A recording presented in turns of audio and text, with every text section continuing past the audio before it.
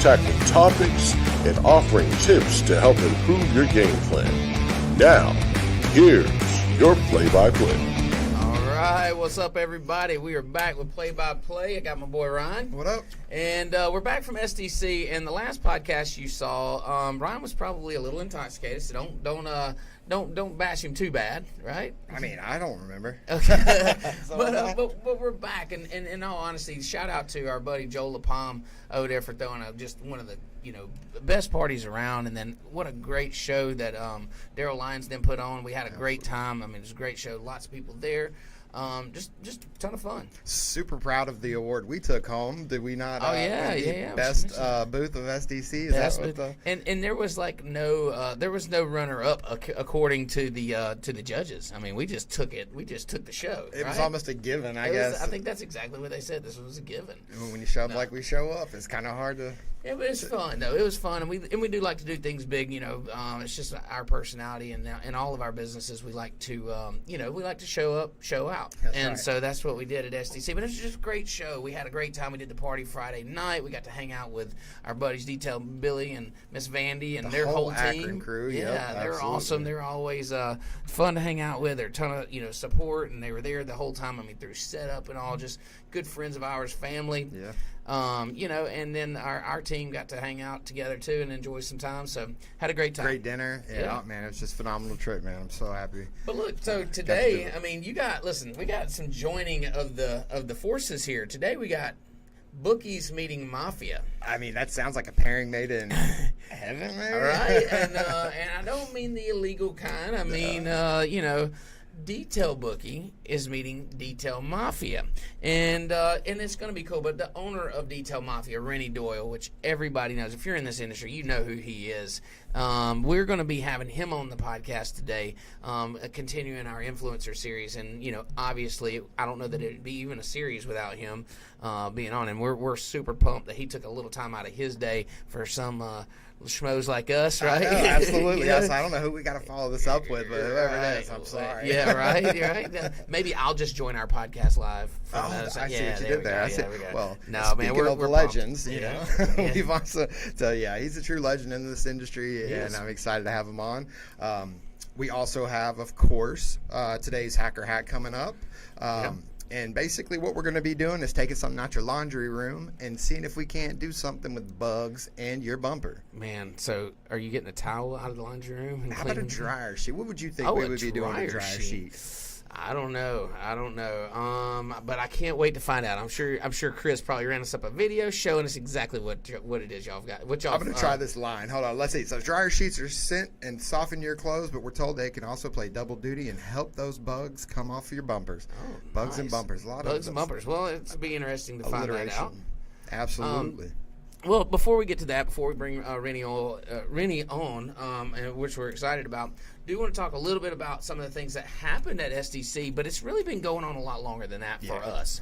100%. And I want to talk about positivity and how you can have cordial relationships, business relationships in this industry without turmoil. And I think SDC brought a lot of people together that maybe had otherwise had some beef, right. And how we handle those situations here, within Detail Bookie and Easy and any other business that I own is, we kind of fight, we kill them with kindness. Right. Yeah, we kill them with kindness, and we bring positivity in, and I think that's what we get to receive in the end. So. Absolutely, and I think some of these little spats get started, but it's all from online. Most of these guys never, they haven't even met. Yeah. Maybe seen each other in passing, but something gets said, and all of a sudden you got beef with somebody for a couple of years. Well, yeah, and then stories get told, over the phone or through text, right. And they're out of context, and they're like, maybe it's somewhat of the truth, but there's always, the gray area, and that causes these issues. And what we saw was a lot of these guys came together and said, what, squash that. And you know what, shout out to Joel again for the IGL party because everybody's invited to that. Yep. And I think that's the icebreaker. That brings all these guys together, and you say, hey, man, how can I hate it? We're in the same industry. We're doing a lot of the same stuff. We might as well just get along, right? Oh, so Can cool we all just get along? You got IGL, you got System X, you got Onyx. Everybody's bumping, elbows, rubbing elbows, and hanging out and having a drink together. And You're then spilling drinks on them and stuff. Did spill drinks. it was great. Peanut butter Oh, whiskey. man. Holy crap. Listen, and they brought it out. I asked specifically for no peanut butter whiskey. You know, we told them they wanted us to do the podcast, which we were very happy to do. We were excited that they asked us, honestly. Right. But I said, please, no peanut butter whiskey on this one. And we got a steady dose of peanut butter whiskey. Like, I think about every 5 minutes there was a shot put down. And it wasn't even ready for it. You know, I mean, we were still like literally double fisting. What about whose mic got left on that was hot when they left the dude. podcast? Paige and Raymond Evans. Yeah, Raymond, that's right. And so he's walking away from the podcast, and you can hear him just talking about it. And me and Ryan are trying to cover it up because I went back and watched that. It was hilarious. I mean, it gets pretty loud there for a second. But that's the fun stuff, and that's what happens when you're at these things. And you know, when you go to these things, you know, we got SEMA coming up in a few months, and guys, I want you to understand that if you take positivity into these events, you're going to get a lot out of it, and you're going to get more out of it than if you go into these things, you know, with this predetermined hatred towards someone or dislike towards someone. You don't have to love them. You know, but just, you know, acknowledgement that, hey, we're all in the same industry. We're all pretty much fighting the same battles as far as the work's concerned. For sure. And we all have things going on outside of work that may cause us to not, you know, see eye to eye all the time. But that stuff's on the side. You know, let's deal with stuff. Let's deal with business. Face up and be cordial and bring positivity into this industry, and I promise you that we'll get much more out of it. You know, those vague Facebook posts that don't necessarily say any individual, but kind of it could be anybody. And so for anybody that's on the outside, you know, now you're making up all these stories in your head trying to fill in the gaps that aren't there. It's left open to interpretation. Exactly. And we all know how we do those things. So guys, you know, stop doing that. Right. Yeah, it's pretty simple, right? Yep. 100%. And you know, and this goes with every bit. You know, so even in our detailing business, and you guys that follow us all the time, you know that the way we handle that, like our local competition, is we're buddies. You know, we're friends. Yep.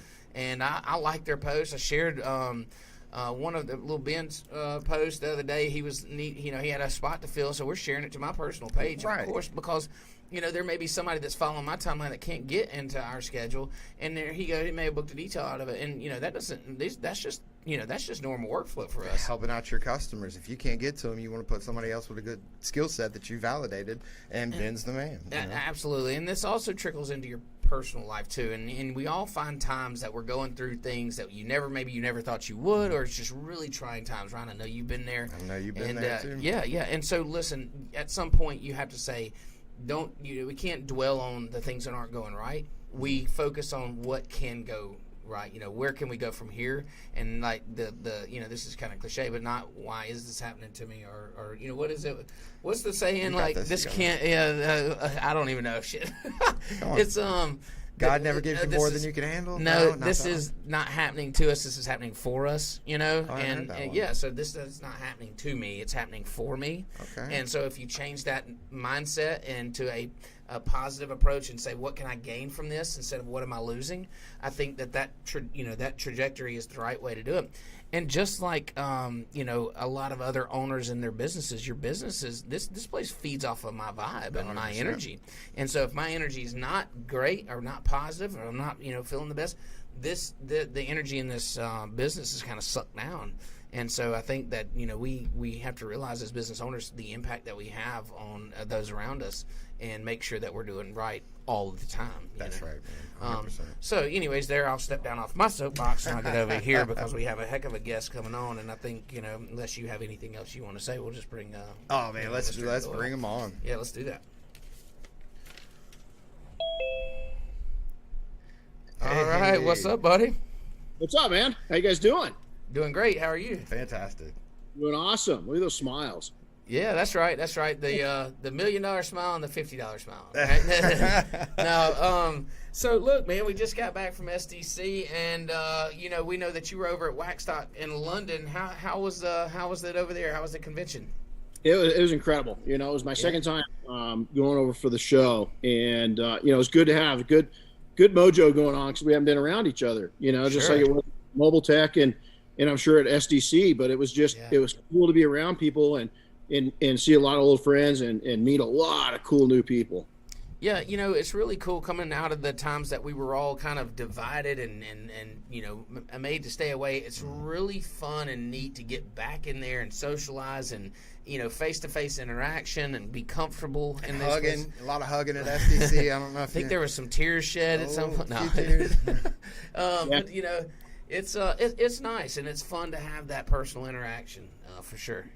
No, it was much needed, man. And I think, the emotions come out. We saw, it was like the whole COVID thing was, not poking fun at it. I mean, my wife and I both serve in the Guard here in California, and we were actively deployed and undeployed, and then back deployed and undeployed. And it was like an old Bugs Bunny, Daffy Duck. It's rabbit season. No, it's duck season. No, it's rat. We didn't know if we were going to help with food banks or medical missions or riots, Right. And so it was good to just and then, everybody started in the industry kind of eating each other or kind of cannibalistic. And you had the groups that were coming together, then the groups that were pissed off at the people that were coming together, and then the people that were just confused. And then I think we all got a little angry because we were tired of being, boarded up. And it really, I learned something valuable because I live, I've got a wilderness area 5 minutes from my house. Mm-hmm. COVID was happening. I was putting videos up me hiking, and I kept getting some hate mail. I was like, what is it about this? Then I realized there's a lot of people like that were in LA and London and New York that were shut down. Yeah. And I was pissing people off. So I had to stop with going out, and because we don't understand other people's battles. That's and right. So, That's right. Back to your guys' point is we saw several people tear up, and I was one of them at over Blackstock because opportunities have arose, changes have happened. We've lost people, Yep. people have died. People have lost family members. Absolutely. New babies were born. And so and then new opportunities were born. That's it. And, I think you bring up a good point that, this time apart gave us an opportunity to look at what we really care about and what's valuable. And, this social interaction is huge. Oh, man. I don't think any of us, I think we all took it for granted. We can, and actually, it got toxic for a while because it was so much. And now that you take that away and you say, okay, what's truly valuable? What do we get out of this? And we're humans are social beings. And I think that you strip that out of us and we get a little bit crazy. Yeah. Oh. I know I do. Yeah, no, but I get a little stir crazy, I think is what it's called. A little shining feeling from time to time. But it was great. I mean, SDC was fun. MTE, man, we had a blast down there, and looking forward to SEMA for sure. And just being a part of our industry, getting to rub elbows with guys like you, and just to be around people that fight the same battles as us, and all that. So it's good. So while you were over at Waxstock, did you see any trends that haven't quite made it across the pond? Ironically, what I saw that's really cool is the Europeans got a special blend of marketing, man. And so many of them are mobile, even though the weather is pretty challenging. Mm-hmm. And I'll tell you what, the way that they're outfitting their vans and the way the vans look, oh, dude, I took some pictures and I'll put some stuff up, man. But yeah, it was like, I just sat there for a second and I said, man, my old shit from 20 years ago looked like crap, Dude, I thought it was like cutting edge and badass, but yeah, these dudes and dudettes, I mean, they got an eye for style that I think is catching on in America, but we're a step behind it, man. Well, we always are, especially in the style thing, and I'm always a couple steps behind everybody else. But speaking of outfitting a mobile rig, I remember my first trailer that I had, and I was in the home building business back in 2008 when the market crashed, and then so a few years later it got into detailing, and so I used my 16-foot box trailer because I thought I needed that big of a trailer for detailing. And I remember plumbing it in, and having a holding tank of 250 gallons of water and just taking this thing everywhere, dragging around everywhere we went, and thinking that this was the coolest rig ever. And then I look back, I look at the stuff now, and these guys are in the back of a Transit or even smaller, and they have it is pristine. They got the hoses on reels, and you just pull things out, and I'm like, oh man, they would have died if they'd have saw my box trailer I was dragging around. And old Ben with his green detailing machine. Oh yeah, the solar panel. Solar panel, completely. Narwhal, I think. Yeah, Narwhal. Yeah. Dude, that killer or what? I mean, that's cool. Real, Yeah, it is. So Renny, before we kind of get deep into Detailers Mafia and that kind of stuff, for our listeners that maybe are just starting out in the industry, that I don't know if they've lived under a rock or what, that may not know a little bit about you, could you tell us how you got started in the industry, and I don't think we had to spend the whole time doing that because most of it probably know, but just an overview. You got it. I grew up like a lot of people did that are in this industry as kind of an underdog. Didn't know my dad growing up. My mom and dad, poof, my dad was gone before I was born. Mom and grandma raised me. We didn't have shit. We didn't have anything. We had no car. We didn't have a TV most of my life. And I found out when I was 13 that my grandma was on food stamps. Oh, wow. And it broke my heart. It still tears me up to today because she was such a powerful woman. And I decided I was going to go to work, man. And I'd already been doing stuff on the sidelines and all that stuff. I happened to go out to an airport, which is kind of ironic because Top Gun's out right now, right? The Maverick. Yep. And when Goose got killed in the first one, I was really blessed because the aerial photography was shot from a guy named Art Scholl. And Art Scholl got me my start cleaning airplanes. And Art Scholl actually died during the filming of the segment where Goose got killed. I just read that yesterday. Yeah. Wow. And so Art's the dude that got me my start, and he was he's the first man that made me cry because I was terrified of the dude. Sure. Now, did you know him? I'm sorry, go ahead. But he pushed me, and I'd never been pushed from a male before, so I was terrified, and I just kept growing from there. I met my first girlfriend, her parents, the Bartels, changed my life. They're entrepreneurs. Mm-hmm. And it just showed me, what could be done. And then I had my next set of mentors, Walt and Monique Stankiewicz there in the food industry. And Walt was a fellow, a half Italian, dude that shared a passion. And they taught me what personal branding was. I was trying to be too big. And then the mafia came along, and here I was already, well into my career. It was at a very high, 7-figure, net worth. And those guys and gals in this group have just absolutely changed my life, and detailing I started out mobile, and I sold my first business thinking I was a hot shot. Yeah. I'd be a millionaire by the time I was 25. And I didn't realize until I was probably closer to 30 that I was in the right place at the right time, and it created something. I was extremely lucky. I sold it, made some money. And then reality hit me because I wasn't young and cute anymore.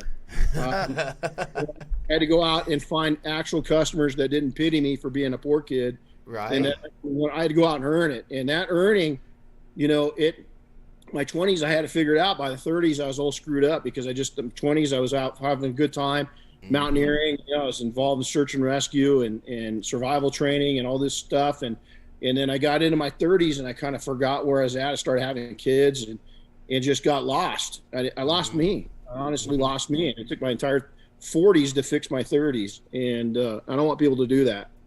Right. Well, and it's easy to do. It's easy to get lost in that. And I can relate on a few different levels. I mean, going into, the entrepreneur world is kind of a blessing and a curse, as you probably know. It's tough, and it's not always is what it looks like, from outside in. But growing up with minimal, and having the need, saying, okay, I always wanted more, and that puts me into business. From when I was 14, I have my first business license that's hanging in my office at 14 with a paintball field, and then it just kind of, as a serial entrepreneur from there, just always to the next thing, and led me into detailing because I'd always kept my own stuff detailed. I had a passion for it, and just wanted to really just kind of drove a sign in the yard one day and said, I'm going to start doing this thing. Like a lot of people, it's low cost of entry to get in the business for sure. And then you figure out that you really don't know anything about it as you grow and learn and watch other people do it. And that was years ago. And, fast forward now, it's like, it's an awesome industry to be a part of, and I love it. And now there's trainings, so the guys don't have to necessarily learn from their mistakes every single time. Mm-hmm. But somebody like yourself being a pioneer when it comes to aviation detailing, I mean, was that even a thing whenever you kind of were starting out?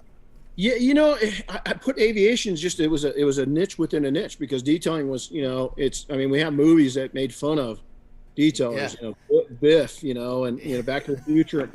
Yeah. It was the same way. It was just one notch as you were instead of being a junior high janitor, you were a high school janitor. Yeah. It was the difference. But a lot of people don't realize this is that I always tell people this is that I made my living with automotive detailing. I made my lifestyle with aircraft. And really, the aircraft is what fed the beast of the automotive world. Is that I used it as a marketing step, because even today, aircraft detailing strongly, it's unreal on how I watch these professionals out detailing airplanes, and it makes me cringe. Yeah. Because I've heard that before. the liability on this thing is you're not, and these cats don't know what they're doing. They don't know. And it's funny that you said that. I did the same thing with very large boats and yachts as I was detailing in the marine world. Like, that was a small portion of my income, but that was a big portion of my marketing, because if people trusted me to do a $2 or $3 million boat, or $5 million or whatever, then what's the then the guy with the $100,000 Porsche doesn't mind, or there ain't heck, if he can do a 80-foot boat or whatever, he can do my Porsche. And so we did that, and same thing with aviation. But you're absolutely right. We watch some of these guys, and man, the liability that they're assuming because they don't have proper training. And you can tell just by their typical posts and stuff that what they're doing is not great. So let's use this platform to put a little truth and reality into it. Let's do now on the aircraft side of things, is if you got a composite aircraft and you're coating it, several of those companies have said, if you coat a composite airplane, everything 100% of the warranty is voided. Yep, that's right. These cats are going out and doing it, and because there's problems with the coating interfering with things. I'm not even going to dive into that. Cesspool. Sure. People need to open their eyes up, because just because a coating company, and listen, I've got a brand right here. It's just because a coating company says, oh yeah, it's cool to put it on an aircraft. Yeah, might not be the fact, man. Right, yeah, and they're not liable anyway. It's up to you as the detailer and the installer to educate yourself and educate your client on what you're doing. Listen, we don't rely on these coating companies to tell us how to run our business or what we should do. They sell a product just like tire shine and window cleaner. Okay, yep. Windex didn't call me and say, hey, you know what, that glass is streaky, let me cover it. And the same way that these coating companies are. We warrant our services. We are responsible for our services, and you know what? They sell us a product. Amen. And so the detailer's got to get a little wiser and do a little bit.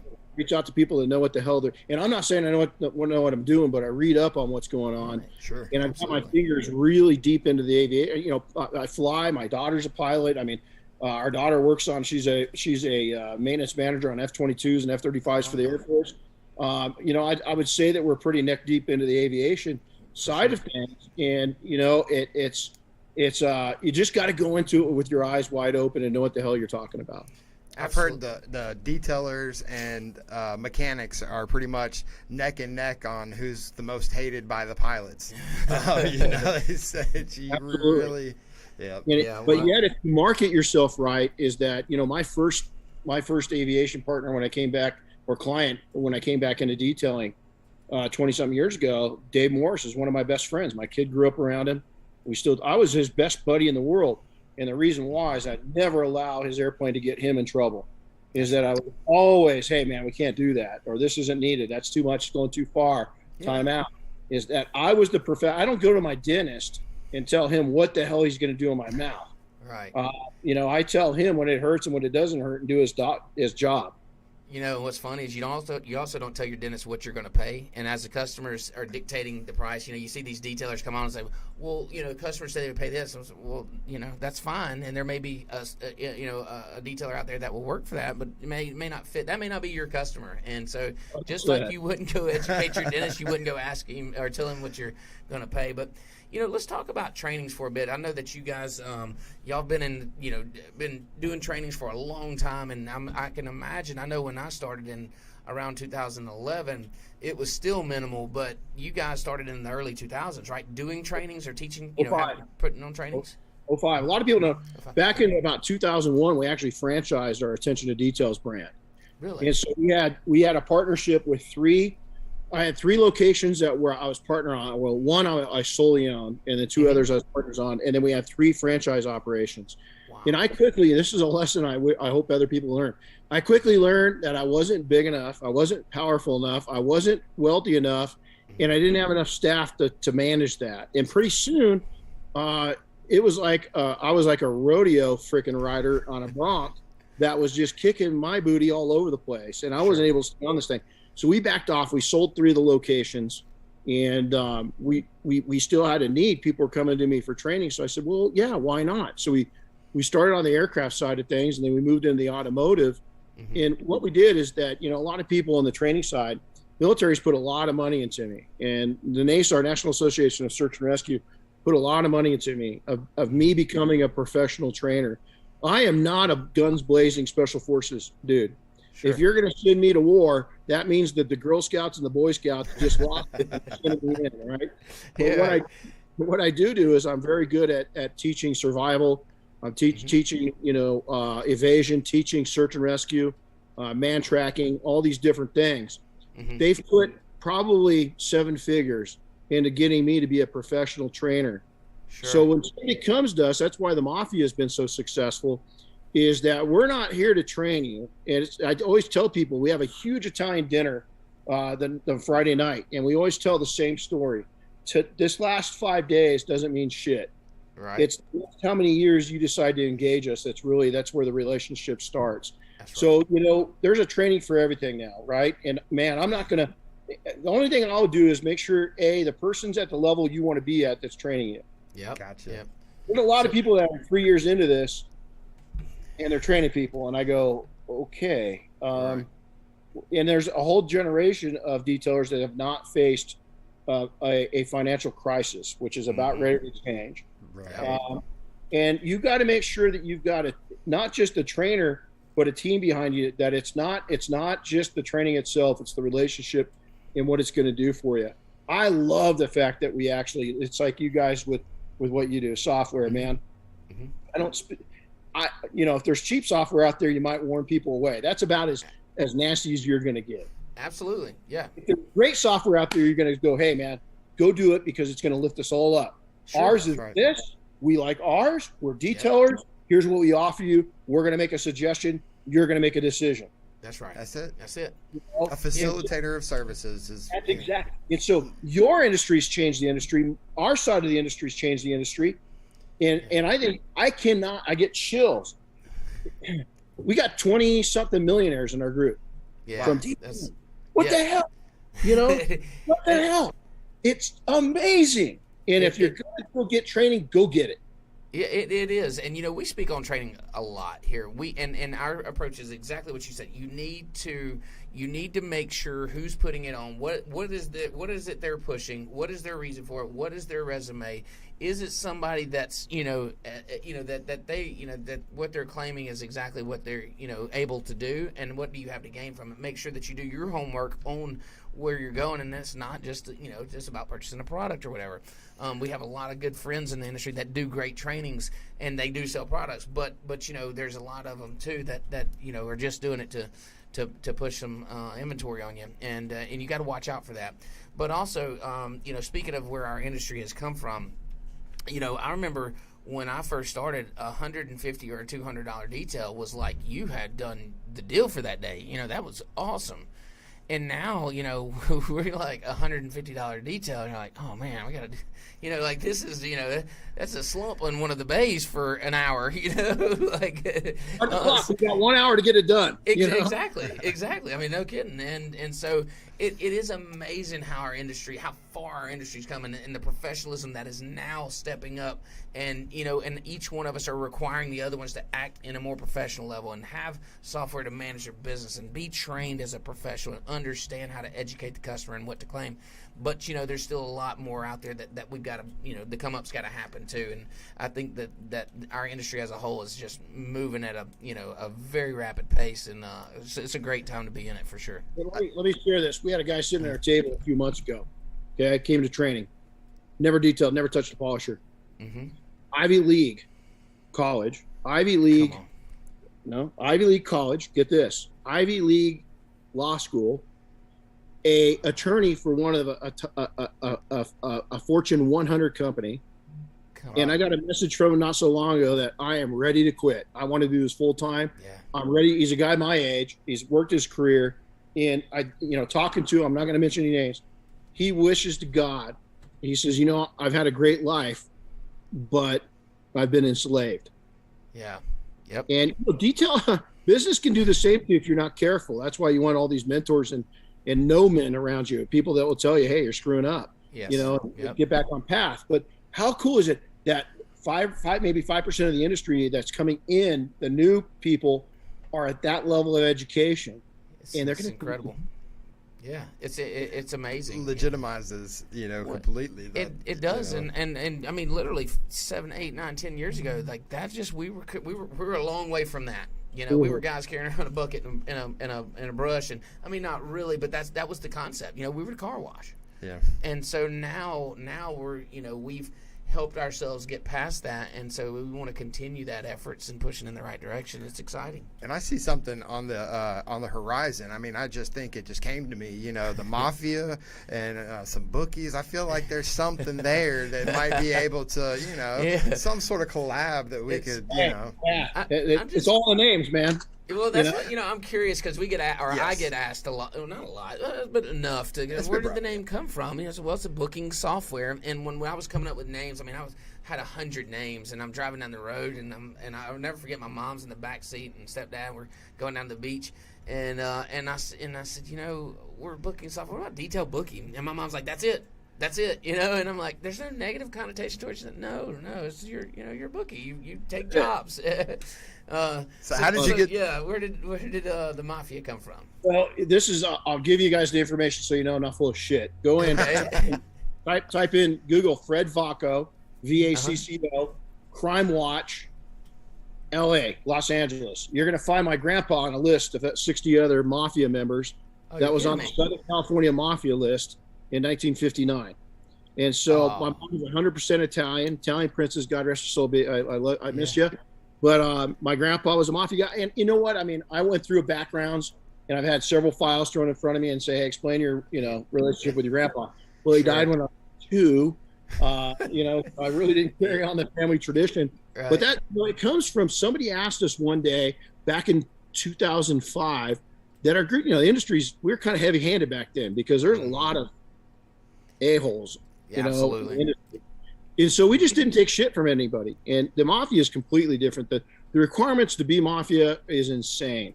And one of the requirements, you got to support the IDA. The next one is you got to support the industry. And the next one is you got to have high moral values. And if you're not, we cut you. And, and we've done it. We just did it again. And so we do lose people. But the name, somebody in an interview said, well, you guys you don't talk a lot. You're kind of like the mafia. You're just about business. And I went, yes, we are. Yes, we are. That's it. I hired a guy on, the skull has meaning to me. Is that I have faced, I've seen a lot of death in my sideline career. And when I see a skull, it's not dark to me, believe it or not, it means life. It means that someday we're all going to the same, we started the same, we're going to end the same. I'm pointing to because there's a huge one right here. But is that it means to live my life every single day and enjoy the breath that's in my lungs and to help other people breathe the same lifestyle I've got. And that's awesome. And that I look at that every day, and it means so much to us. He does have a cigar in his mouth. I guess that could be a little negative, but we do. Is that Billy Bogus's skull? Yeah. So we have a gentler version of it that doesn't have the cigar, but I don't like that as much. No. I was actually wondering, do I have to be a made man to get some swag? Because I would love like a skull, in my office. We do have something we're designing now to put out to the general public, but that is really cool. It takes about 2 years to become made. And we want to see you again. Everybody thinks we want to tie it into profits, which comes back into what I'm a big preacher of is education and software, have been for 20 years. But is that you've got to show us that you're living a life. Instance, I'll give you a guy, Joab, down in Orange County. He came to us. He's working his ass off. He's got a great business 7 days a week, cranking it out. And now, he owns property. He owns real estate in Orange County, California. He probably takes 6 or 7 vacations a year. To me, that's what we're promoting is live a good life, go out and make some money, but don't chase down business. Let business chase you. Come to you. Yeah, and I think these guys get so starstruck or like enamored by these, these supercars and the cars that they want to do. And instead of them thinking, wow, I could be the owner of one of those, they're always chasing the owner of that. Instead of like, hey, I can actually be that guy it's like I would just want to go work for that guy. And I've always had the opposite thought. Like I'm, like when I'm dealing with me and my customers speak on the equal level, and I'm just a professional in this industry as they're probably a professional in theirs. And I think that transition should be made at some point as the, take yourself out of the mindset of that car wash just here to provide a service, but we're playing on equal, Right. fields here. But what did you think about the 7 vacations, man? I mean, talk about one vacation. This guy right here, he literally is the worst vacationer I've ever met. I mean, it's terrible. Chris is the same way. I've been begging him for a year and a half. I even offered to pay for it. Yeah. And I still get the guy, and I'm sure he's going to watch this and listen, but Chris, go take a vacation, dude. You need it. Yeah. Well, and, here's my thing is I'm good on vacation for a few days, and but after that I start to get stir crazy, and I'm used to that buzz around me. So in our office, I think there's 35 or 36 employees now, and there's always a buzz, okay? And there's always that need, and of course, like as an entrepreneur, that need is what pulls me. As you're needed all the time, and so about 2 or 3 days into vacation, and I'm like, okay, there's not enough to do. Somebody needs me right now. I've rode enough roller coasters, or been down enough water slides, or made enough peanut butter and jelly sandwiches. Like I'm ready to, I need to be needed on a different level. And so somebody asked me a question. Right. I mean, this is literally my favorite time of the week because I actually get an hour of his time. Sure, I got to share it with someone, but at least this is the most time I get to spend with him all week. He's in a million different directions, handling a million different things, but Let me tell you what's going to happen. I've been in your shoes. I had 36 to my largest, and then I made a drastic change. I said I can't do this anymore. Sure. And then about 4 or 5 years ago, the mafia was almost 200 strong. I never ran a 200 member company before, which is basically what it is. That's what it is. Yeah. I went to the membership and said, "Hey guys, this is my group. This is yours. I need help." Yeah. SOS. Look, and let me tell you, how old are you? How old are you guys? 37. 42. Okay, I'm going to tell you, I'm never going to tell somebody to put the brakes on. What I'm going to encourage you right now is that you've got to learn to be comfortable in the silence. Here's why. When you can become comfortable in silence, and the best thing I ever did was go on a cruise. My wife talked me into a cruise, and I was like you. I was like, you know what? I'm going to right.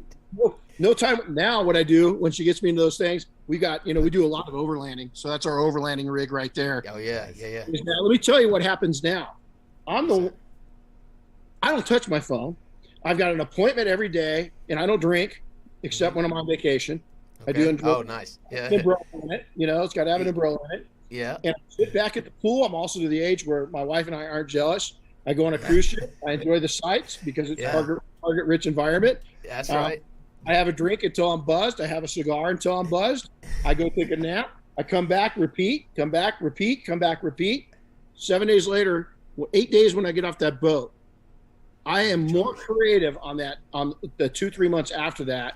And I find ways to make money and not spend time doing it. Sure. Yeah, and that's huge. Awesome. It's huge. So speaking to the cruise, and I haven't been on one in a few years, well, since COVID, and so that was one of the things that I could do because of the lack of phone service. We put the phone in the safe, and that was one of the vacations that I took that I truly got the most out of because of just what you said. Like on a cruise, if we went with a group of people, usually that's what would happen. If you weren't with me, then you didn't know what I was doing. And so, like, if and I'm not trying to be any kind of way, but that's the truth. I had no phone, I had no contact, and I just did what I want to do.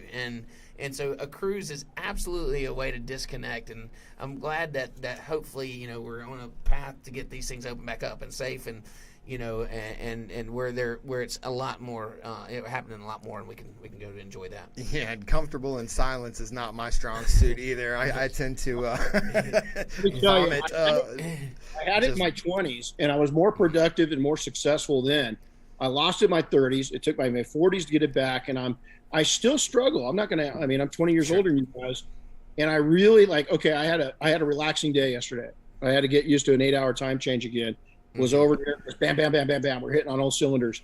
And I come back yesterday. I go, okay, I'm going to relax. And 15 minutes into it, I'm going, okay, I wonder what we look like. I got somebody. No, everybody knows I'm home, and the phone starts ringing.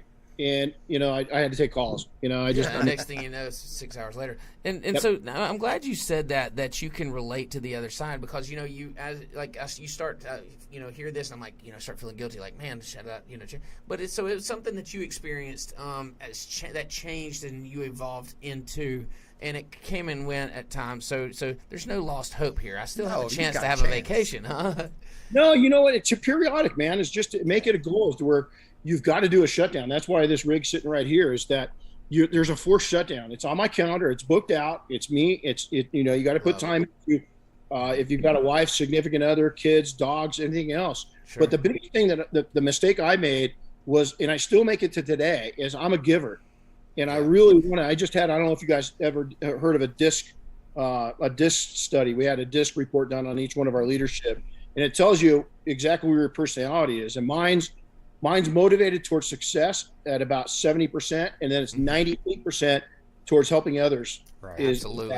And rules don't exist to me, and time frames don't exist to me. I don't give a shit. I want it done now and succeed. And I want to take other people with me. Man, so I must have read your book in a past life, because that's exactly how I feel it. So, to me, it's got to happen now. If we think of it, we're not going to plan for 2 weeks to look. We're doing it now, today or yesterday. That's even better. And then it has nothing to do with my success. So I could care less about what I have in the bank or what we have. It's all about everybody around me, and are they better than when we found them? Yeah. And what's the trajectory of everyone around me? Because I know if everybody else is going up, then I've got to be going up too. I could care less about my own kind of success or what I have in the bank per se. It's more about, like, everybody around me is going on the come up, and I want to just be right there with them. What it's like is he's a rocket ship, and I'm just trying to hold on. We're all just holding on as tight as we can. Absolutely. Here's the downside for me to be like this, though, is that I don't take clingers too well.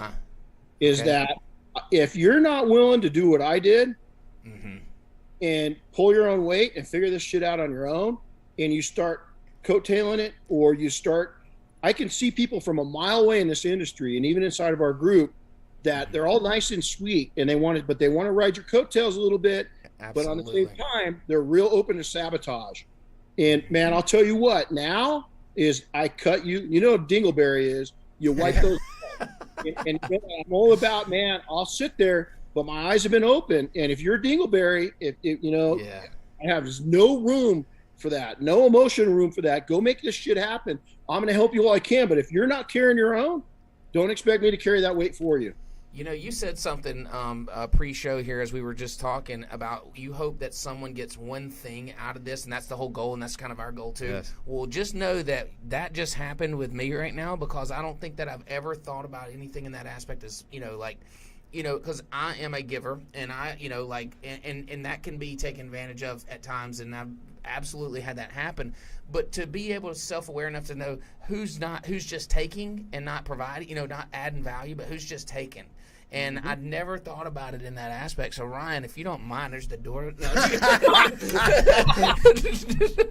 No, I'm just kidding. I'm playing with him. He's my boy, and we know that. But seriously, so just so you know, we can check that off the list too. The podcast has been successful. We've talking to Billy Bogus about making those decisive, actually making decisions and acting on that. Oh, dude, 100%. Yeah. He's given me the freedom to literally say, all right, there's one customer when you started this job, sales manager for the software company, and now we're almost 2 years in. We got several hundred customers on. They've all went through me, and it's like he's put me in the position to where I get to actually do it. And you run the show and not have to there's not the eyes on my shoulder. Hey, you didn't say that right, or hey, you're not doing this right. I mean, it's literally just here, and it took a while for us to both get the trust in each other to know that, you've got it. You've got the right idea. I believe in you, and now you believe in me. And so, man, good for you. It's a huge step to take. Yeah, so, kind of circling back, I know we kind of went down the rabbit hole there, and want to bring it back in so guys watching this, maybe guys and girls watching this can get something out of it. What do you think one of the most innovative changes in our industry has been? I mean, what do you think that one of those things that just, it's hard to deny that it just really kind of catapulted us? There's no doubt. I think that, and one goes in hand with the other one. I'm going to say coatings. Yeah, oh, It absolutely. really legitimized, and it was able to take and go from us being, scrap eaters to, the little fish that follows a great white shark, Yeah. Uh-huh. eats the scraps, is now we're actually the great white shark.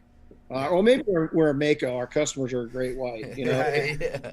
But I think coatings is it. I'd say education is it. And then ironically, believe it or not, I think software. I've been preaching this for 20 years because you know what? You don't know what you are unless you know what you're doing. And, we've been saying it. I've sold several successful businesses in and out of detailing.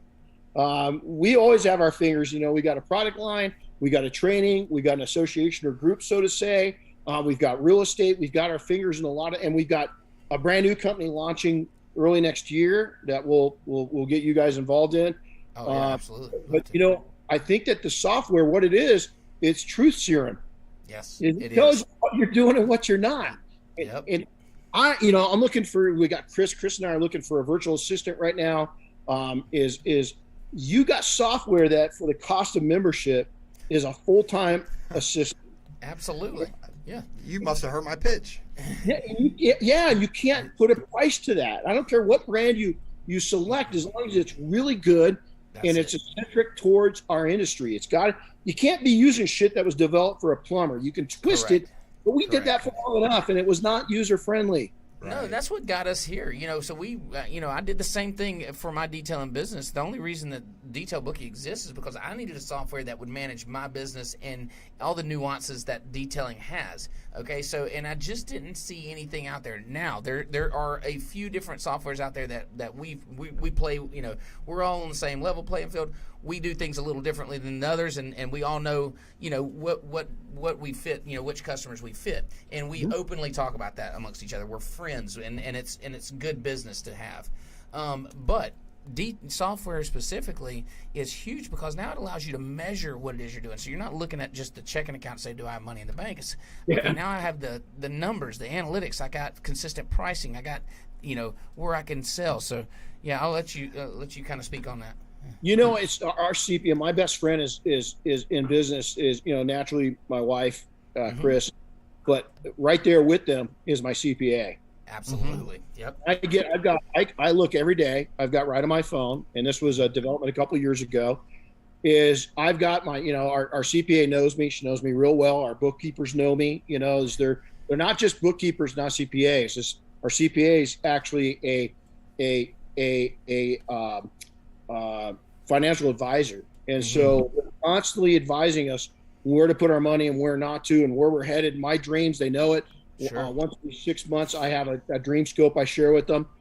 Just a few weeks ago, my CPA sat back and went, "Oh my God, I got to put an extension on your taxes." And I said, "Why?" And she goes, "No, it's a good thing. I just didn't understand 2 or 3 things you explained that just change your entire where we're going." And what it does with software is that brings it all into a micro. Is that we see the big road with our finances here, but it starts down at nap of the earth. It starts with our local software, and it runs. And let me tell you, you can pretend to be a business all you want, but unless you're looking at your freaking speedometer and your tachometer and your gas gauge, you're just playing office, man. I don't care if you're a one person. You're playing. Now I understand, man. I started with $20 in my pocket. I screwed myself so bad at 31 years old. It was unreal, unbelievable. I started with nothing, but software had to be there because I knew I had to track what the hell I was really doing, what I thought I was doing, and what I knew I could do. Because I'm a good salesman, man. That service right there, I like to provide it. Well, you like to provide it, but you ain't making no money at that. The one that you don't like doing is where you're making the hourly. And guess what? You can hire 6 people to do that thing and multiplier. It's a force multiplier, and you can make a hell of a lot more money. Well, guess what? I'm not addicted to shine. I'm addicted to profits. Yeah, absolutely. Absolutely.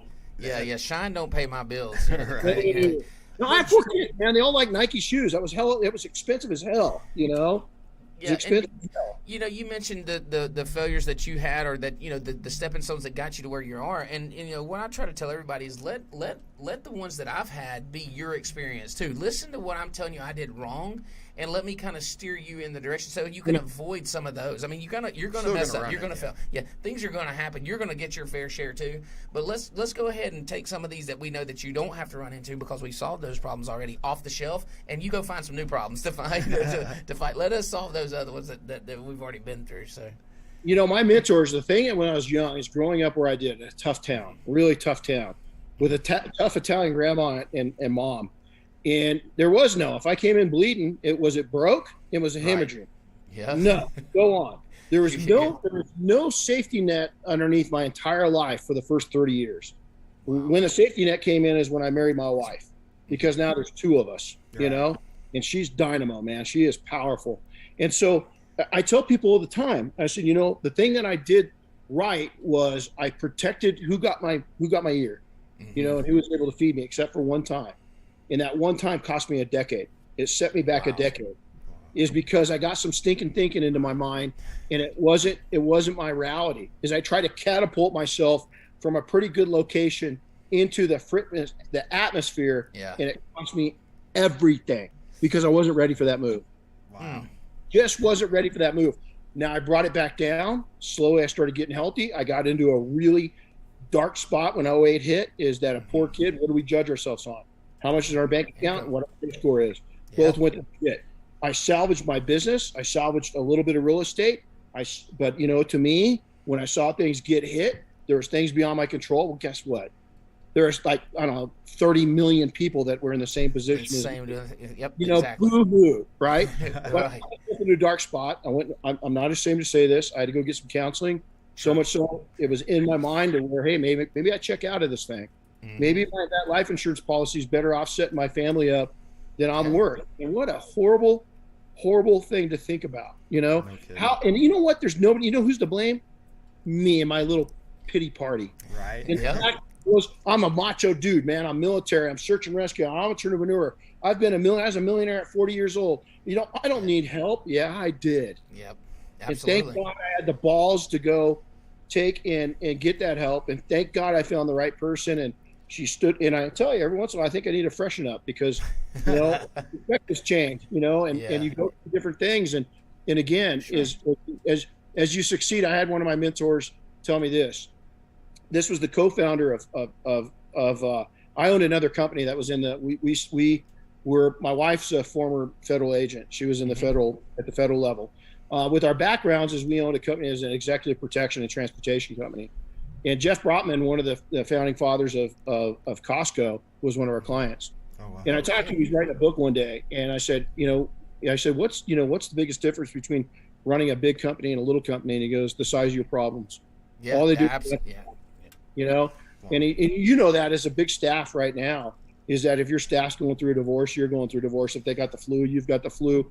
If they got a hangnail, you got a hangnail. You know, if they're doing powerful things, you're doing powerful things. If they say something stupid to a customer, it's on you. And Absolutely. So you've got to be very careful of your staff and who you hire and how you treat them and how you pay them and controlling your whole, you know, one of the things at P&S that I'm really proud of within the Double Black line is that, you know, the culture. I'm real protective over the culture. And there's things that's going to happen. There's people that are going to say things. There's people that have opinions. And I just can't. I got to be Teflon. And I got to be able to take and show the rest of the world. That's not me. Might be a representative, but it's not me. Yeah, you know, and you said a lot there, man. That's the truth. And you know, we right before you came on, we were speaking on that, and you know, we have been through some trying times. As the owner, I've gone through some stuff here recently that's really kind of pushed me to that edge of literally, you know, can speak basically to where you were. And so you realize real quick that my energy and my vibe feeds this place, and it has to have. I'm the lifeline. I'm the heartbeat of this place. But you know, it's not. You know, it's okay too. It's okay to say, hey, that I had a, you know, that was tough. You know, that we can come through that and we will fight through it, and we're going to be all right on the other side of things. And you know, and if it takes counseling or whatever it takes to go, hey, man, you know, we don't have to be the toughest guy in the room and have all the answers. We can also ask other people, and we can also seek other, you know, advice, and that helps us, you know, be better owners and leaders and And then as far as our culture around here, we really have we have strong-minded. I have very strong-minded, strong-willed people that do their own thing, and they have their own, within our company, this is their own little company, and there is no limit, there is no. I tell them, if you feel like that you're at any point that you can reach your max, you are wrong, because I don't feel like that. Everybody should be chasing my job, and then I'm going after something bigger.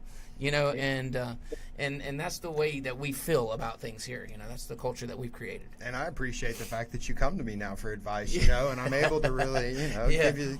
We have this hour together, and we get to, I get to talk to Ryan about it. Right.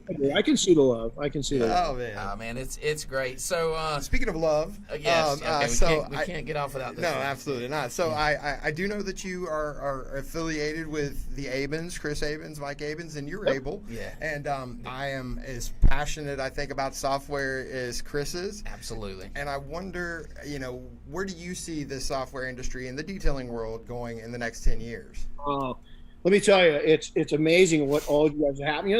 There's like 4 main contenders that are really centered around detailing, and all of you guys, I'm a late bloomer to you guys because I knew you. I don't know why I was afraid to.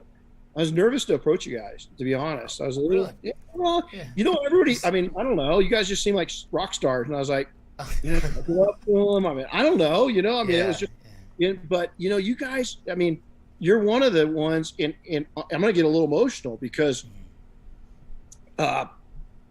software's got the opportunity to keep people can I get a little colorful? Absolutely. It says, go ahead. Software can keep you from getting your own mind fucked up. Yes, that's right. I don't want people to take and do. You see this. See where I'm at. I'm 56 years old, man. What you don't see is the 30 years. In the scars. Yeah. In the middle scars. Listen, I've pulled people out.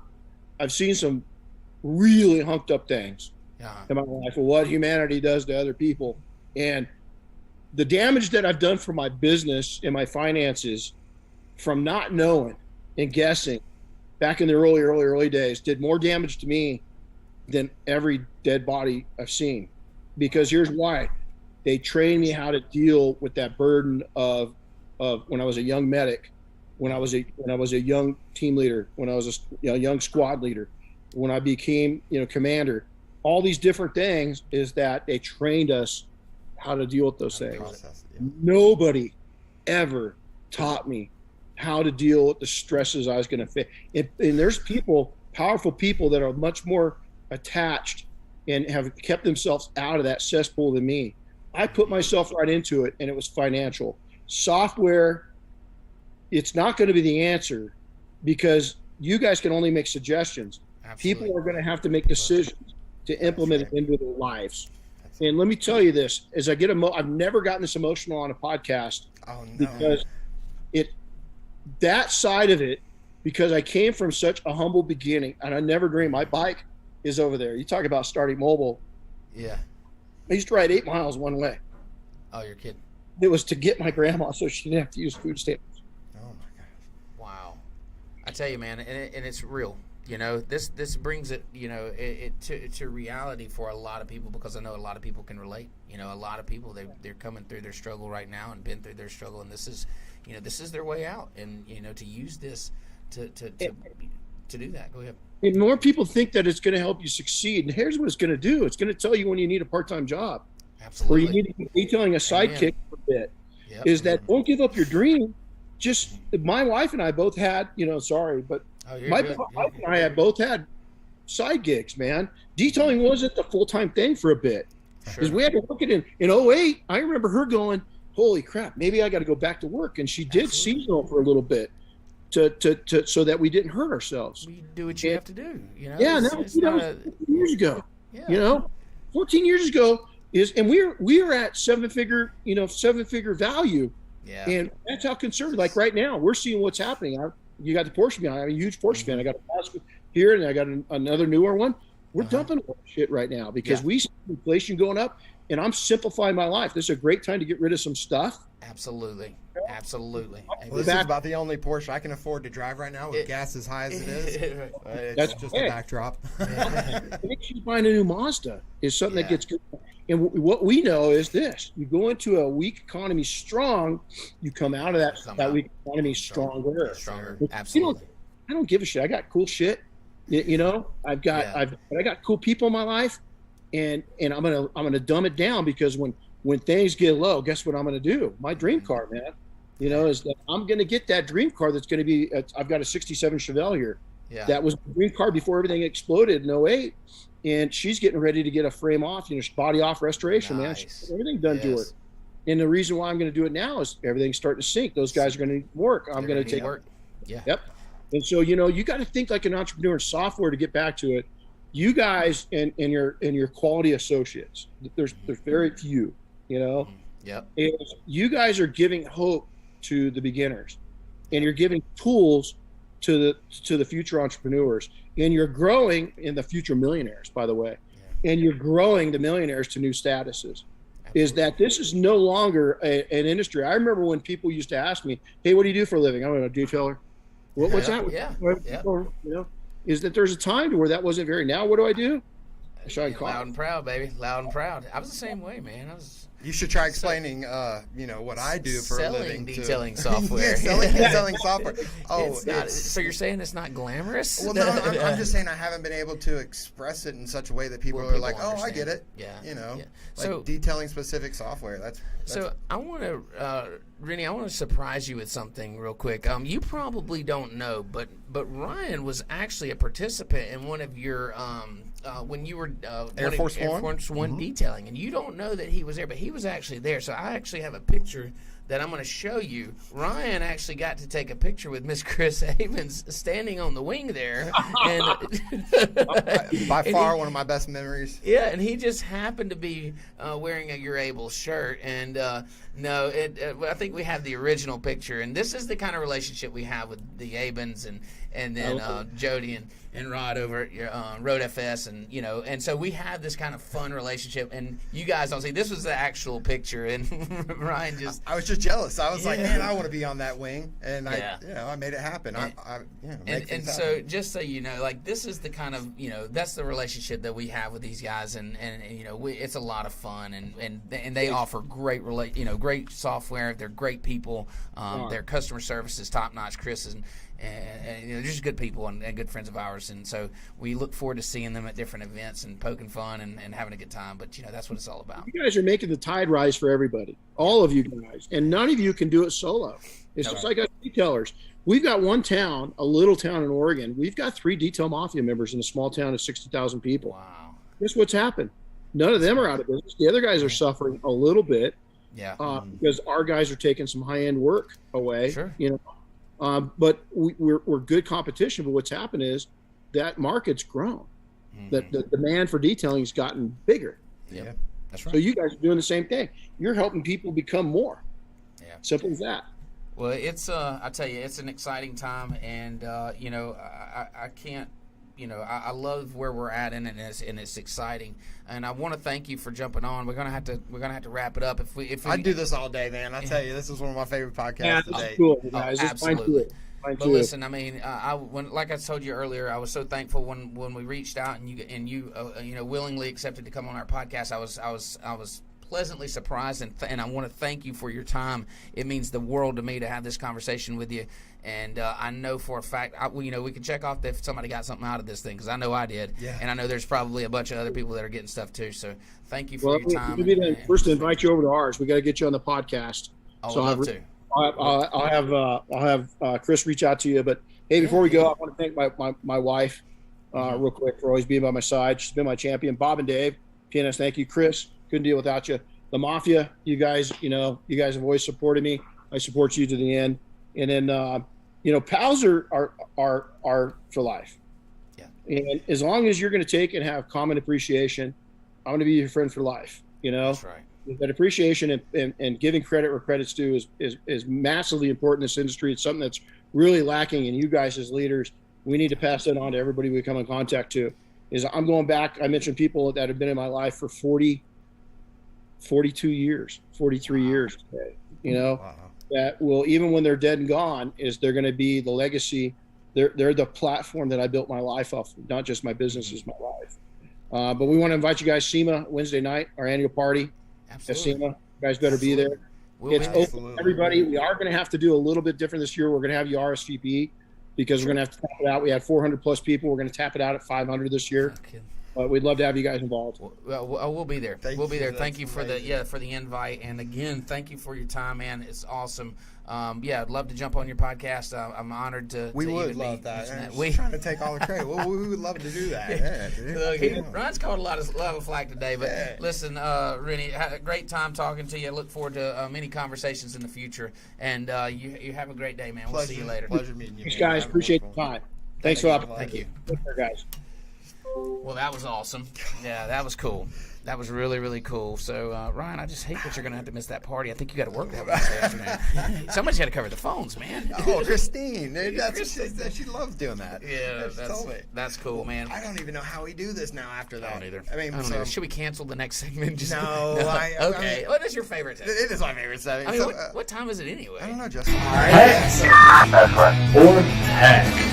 The timing is impeccable. Oh, I love it. Today we're going to be testing out dryer sheets to see if you can actually remove bugs from your bumper. Okay. Chris put this hack to the test. Yeah. So let's see if this hack is whack. Oh, look at him running through the daisies. Look at this. Oh, I love it. Oh, that's hilarious. Yeah. So who's this? So Chris is there with his mom, and he's getting a dryer sheet out of the dryer, and now he's at the front of a car going to clean the bugs off with the dryer sheet. Is that what's happening? I mean, I believe it just happened, and it looks like it cleared it up. So this hack is a little bit. No, here we go. Okay, yeah, you're a little ahead of the game. So he's scrubbing, and he's using this dryer sheet to scrub the bugs. Now, I think I know a little bit about what's going on here. Oh, please fill me in. Okay, so a couple things are happening. The dryer agent does have a chemical in there that softens things up. Okay, inevitably it's softening clothes up, and so it's got some product in there that's going to help it soften things up. But really, what it is the texture of the texture of the fabric.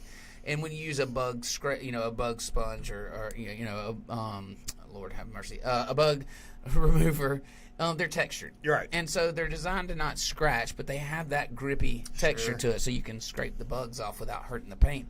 And inevitably, that's a cheesecloth. That's almost really like that. what's you get happening. The texture of it's that, like right? that, kind of like that. So you can tell that the texture of this dryer sheet is that's what's used doing the cleaning. You got to be careful not to scratch the vehicle. Obviously, it will absolutely scratch. But so it's. I think it's safe to say. Okay, I think it's safe to say that if you're in the middle of the woods, gotcha. Okay, all you have is a bumper with bugs on it. Okay. And a dryer sheet. Well, that happens. Okay. And a little bit of water.